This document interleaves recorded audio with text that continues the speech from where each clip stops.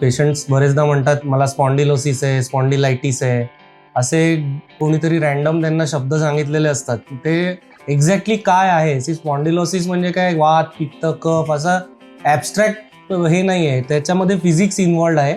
कमरेमध्ये किंवा मानेमध्ये जे जे चेंजेस होतात क्रॉनिक स्ट्रेसनी किंवा सडन ॲक्यूट स्ट्रेननी, त्याला आपण ब्लँकेट टर्म स्पॉन्डिलोसिस म्हणतो. ह्याच्यामध्ये स्पॉन्डिलायटिस असतं, डिस्कायटिस असतं, स्पॉन्डिलोलिस्थेसिस असतं, नुसतं डिस्क प्रोलॅप्स असतं, स्लिप डिस्क ज्याला आपण म्हणतो ते. तर ह्या सगळ्या सिम्पटम्सना स्पॉन्डिलोसिस म्हणतात. त्यातलं सगळ्यात कॉमन जे असतं ते म्हणजे कमरेचं. तर कमरेमध्ये आपल्या 5 हाडं असतात, जी युजली अशी चौकोनी असतात, आणि शेवटचं हाड जे असतं ते त्रिकोणी असतं, त्याला सेक्रम म्हणतात. कमरेच्या 5 हाडांना L1 to L5 असा नंबर दिलेला असतो. त्याच्यानंतर प्रत्येक हाडाच्या मध्ये ना एक गादीसारखं स्ट्रक्चर असतं, त्याला आपण म्हणतो डिस्क. ह्या डिस्कचं काम काय असतं की जे प्रेशर आपल्या कमरेवरती पडणार आहे किंवा शॉक ॲब्झॉर्प्शन जे आपल्याला करावं लागणार आहे ते ही डिस्क करत असते. पर्सिस्टंटली त्याच्यावरनं वजन पडणे हे त्याचं कार्य नाही. त्याच्यानंतर ह्या पुढच्या हाडांच्या मागे स्पायनस प्रोसेस आणि लॅमिना असतात. म्हणजे हाडाचा सापळा असा सर्क्युलर असतो. अँटिरियर म्हणजे पुढच्या बाजूला एक हाडाचं स्ट्रक्चर असतं ज्याच्यामध्ये चौकोनी हाड आणि गादी असते. साईडला फॅसेट म्हणजे 2 हाडांच्या मधला जॉईंट असतो, आणि मागे लॅमिना आणि स्पायनस प्रोसेस म्हणजे जे हाडांनी मागची स्पायनल कॉर्ड प्रोटेक्ट करण्याचा मागचा त्रिकोण बनतो.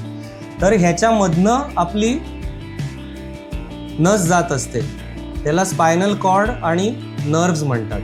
छोट्या छोट्या तारांसारखं ते असतं, आणि प्रत्येक लेवलवरती लेफ्ट आणि राईट, लेफ्ट आणि राईट, लेफ्ट आणि राईट असे नसेचे आउटिंग्स म्हणजे आउटलेट्स येत असतात, जे आपल्या पायामध्ये उतरतात, मेंदूमधनं पायाच्या मसलला संकेत पोचवतात, आणि पायाच्या त्वचेमधनं किंवा मसलमधनं मेंदूपर्यंत सेन्सेशन येतात.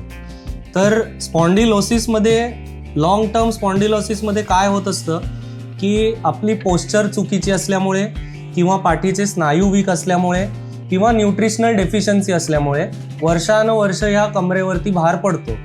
जसं आपण अनवाणी जर वर्षानुवर्ष चाललो तर पायाच्या टाचा जाड्या होऊन जातील, तसे इथले काही स्नायू जाड होऊन जातात. तर काय स्नायू जाड होतात?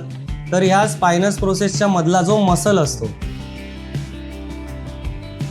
स्पायनस प्रोसेसच्या मधली जी लिगामेंट असते ती जाड होते, त्याला म्हणतात लिगामेंटम फ्लेवम.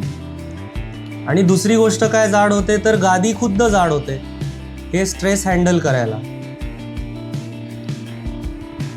आता हे झालेले चेंजेस जे आहेत ह्याच्यामुळे जो स्पायनल केनाल आहे, केनाल म्हणजे ह्या एरियातनं जिथनं नर्वला जागा मिळते, तो स्पायनल केनाल इथे नॅरो होऊन जातो.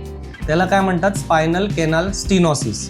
तर तुम्ही MRI रिपोर्टमध्ये बरेचदा बघितलं असेल की स्पायनल केनाल डायमीटर दिलेला असतो प्रत्येक लेवलवर, L1 2 मध्ये किती, L2 3 मध्ये किती, so on and so fourth. तर युजली स्पायनल केनाल डायमीटर साधारण 1 स्क्वेअर सेंटीमीटर इतका असतो. तो जर कमी झाला तर त्याच्यातनं ज्या नर्व्स खाली पास होत आहेत त्या चेपल्या जातात, त्याला म्हणतात स्पायनल केनाल स्टिनोसिस, आणि त्यातनं उद्भवणारे सिम्पटम्स. तर ह्या सगळ्या कॉन्स्टेलेशनला आपण म्हणतो लंबार स्पॉन्डिलोसिस.